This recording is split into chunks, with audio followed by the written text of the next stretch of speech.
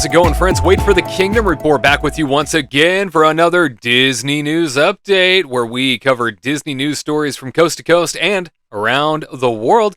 Let's not waste any time as, oh boy, is there a political firestorm underway for the sake of Disney CEO Bob Chapek's inaction on a little something that happened earlier this week that we covered in our last update. That more specifically has to do with Florida legislation that Disney did not speak out on in time, at least according to their employees, and now so much more is transpiring because of it. Variety.com is reporting that in a statement attributed to the LGBTQIA+ employees of Pixar and their allies, obtained by Variety, employees of the animation studio allege that Disney corporate executives have demanded cuts from, quote, nearly every moment of overtly gay affection, regardless of when there is protest from both the creative teams and executive leadership at Pixar, close quote.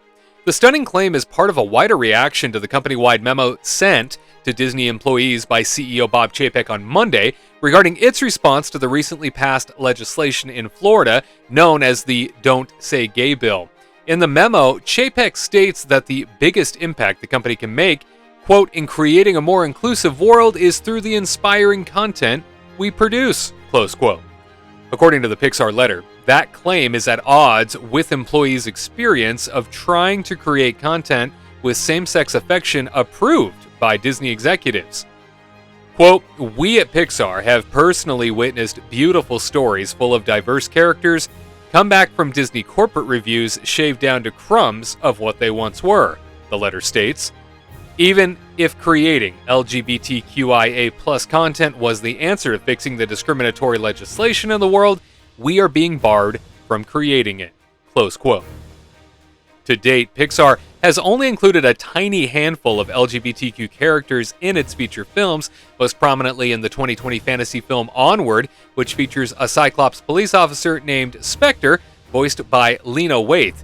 The character's sexuality is only acknowledged in passing when Spectre says, quote, it's not easy being a new parent. My girlfriend's daughter got me pulling my hair out, okay? Close quote. But the movie was still banned in Kuwait, Oman, Qatar, and Saudi Arabia due to the scene. And in the version released in Russia, the word girlfriend was changed to partner. The same year, Pixar released a short film called Out on Disney Plus about a gay man who struggles with coming out to his parents. The latest Pixar animated feature, Turning Red, debuts on Disney Plus on March 11th. The claim of censorship by Pixar employees is particularly damning for former CEO Robert Iger, who oversaw Disney's purchase of Pixar in 2006 and just exited the company in December 2021. The employee letter also demands that Disney withdraw financial support of all legislators who supported the Don't Say Gay bill and, quote, take a decisive public stand against the legislation and bills like it elsewhere in the country. It also references Chapek's comments earlier on Wednesday during the company's shareholder meeting when the CEO spoke publicly for the first time about Disney's opposition to the Don't Say Gay bill after weathering widespread criticism for his handling of the issue. He announced that the company would pledge $5 million to the Human Rights Campaign and other LGBTQ rights organizations and said he will meet with Florida Governor Ron DeSantis to discuss Disney's concerns about the legislation after first connecting earlier on the phone. Quote, Governor DeSantis committed to me that he wanted to make sure that this law could not be weaponized in any way by individuals in the state or groups in the state to unduly harm or target gay, lesbian, non-binary, or transgender kids and families, Chapek said. In response to the meeting, the Pixar employees stated that while signing on to donate to the HRC is a step in the correct direction, the shareholder meeting on Wednesday made it clear that this is not enough. Disney did not take a hard stance in support of the LGBTQIA+ community. They instead attempted to placate both sides and did not condemn hateful messages shared during the question and answer portion of the meeting, close quote. Following Chapek's pledge, the Human Rights Campaign also announced that they'd refuse the donation until meaningful action is taken to combat the legislation. In a statement, the HRC's interim president, Joni Madison, explained the decision, saying, quote, businesses have had and continue to have a major impact in the fight for LGBTQ+ rights, from marriage equality to the defeat of House Bill 2 in North Carolina and beyond. While Disney took a regrettable stance by choosing to stay silent amid political attacks against LGBTQ plus families in Florida, including hardworking families employed by Disney, today they took a step in the right direction. But it was merely the first step, close quote. Once again, our thanks to Variety for that story. Shifting gears now, the Orange County Register reports that Disneyland and Walt Disney World won't be filled to the gills with crowds bursting at the seams when the parks eventually return to full capacity in a post-pandemic world, at least according to Disney officials. And I know what you're thinking, right? You're thinking, are we not at capacity right now? If you've been to a Disney park recently, you've probably seen for yourself just how stuffed every single park is at the moment. But apparently, they're not there yet. In fact, Disney CFO Christine McCarthy said during an investors conference this week, we're coming back toward full capacity, but acknowledged they're not there yet. McCarthy discussed managing capacity and balancing attendance after the COVID-19 pandemic closures of Disney theme parks around the world during the Morgan Stanley Technology, Media, and Telecom Conference on Monday, March 8th, saying, quote, "We don't want to have the parks bursting at the seams. We want to have them so they are a great experience. If you're having a good time, you're probably inclined to spend more money, and that has been the results we have had to date since we've reopened," close quote. McCarthy credited a new reservation system introduced after the COVID-19 pandemic closures of Disneyland and Disney World with spreading out attendance at the parks, saying, "It allows us to better balance load throughout the year, throughout the week, throughout the month," McCarthy said during the conference. "That's something that has really given us a toggle for how we're going to manage attendance," close quote. Balancing attendance allows Disneyland and Disney World to offer a better visitor experience, according to McCarthy. Saying, quote, "When you're a guest in a park and you can't do things and everything is too crowded, your guest experience is going to go down. Your intent to return is going to go down, and word of mouth will not be as good," McCarthy said during the conference. McCarthy expects the company's yield management strategy to lead to continued strong financial returns at the Disney parks business that includes the Disney Cruise Line, which is just beginning to return to the seas after an extended coronavirus-related disruption. Saying, "You can let more people in, not necessarily packing it to the gills, but we can let more people in very thoughtfully on how we're going to balance these loads," McCarthy said during the conference. Disney rarely talks about theme park attendance or capacity levels, and McCarthy did not discuss specific numbers for Disneyland or Disney World. Disneyland and other California theme parks were forced to reopen at reduced capacity levels last spring under state COVID-19 health and safety protocols. Disneyland attendance climbed steadily from 25% of 2019 levels when the Anaheim theme park reopened in late April after an extended coronavirus closure to nearly 85% by the end of the summer, according to a report from a data analytics company. Once again, thanks Orange County Register for those words.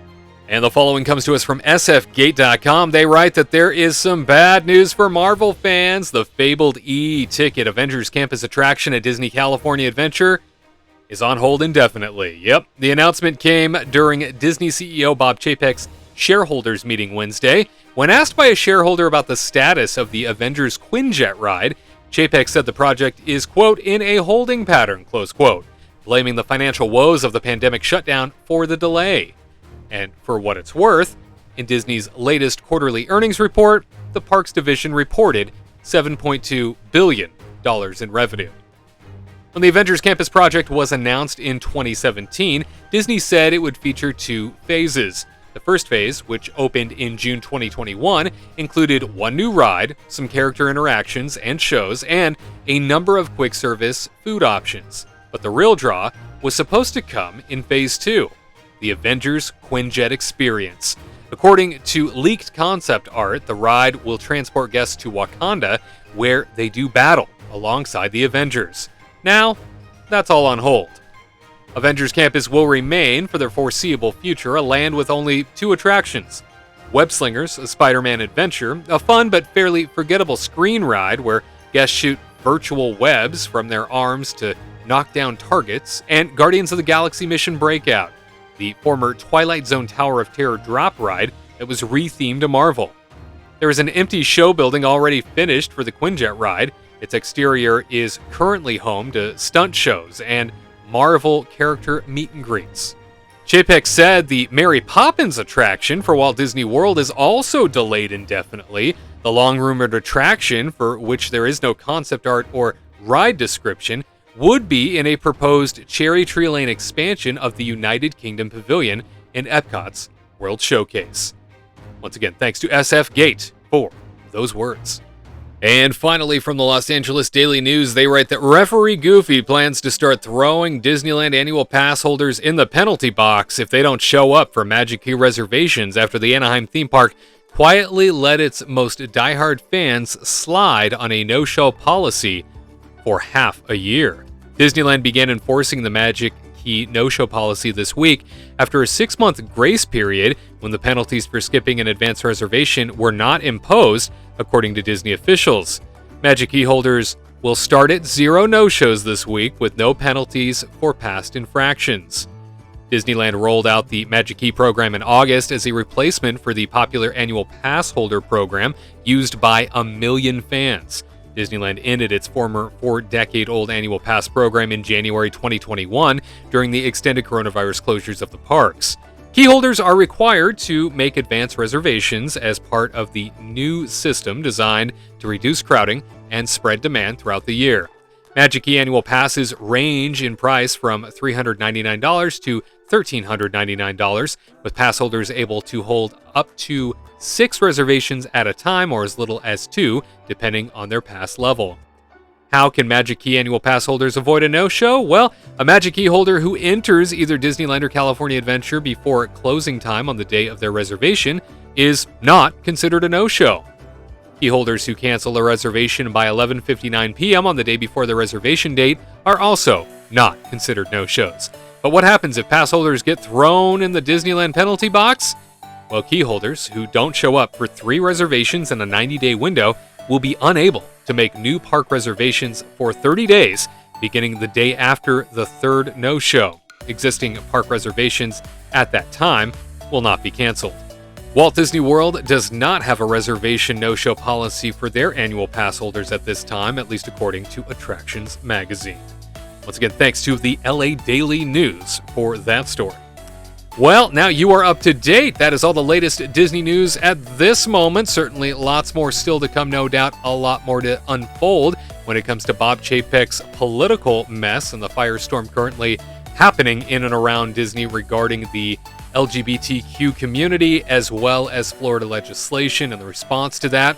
In addition, certainly a lot to talk about when it comes to things like just how unfortunate it is that the Avengers Campus will not be completed anytime soon, and how much more setback we are in terms of getting that mega e-ticket attraction that was supposed to debut.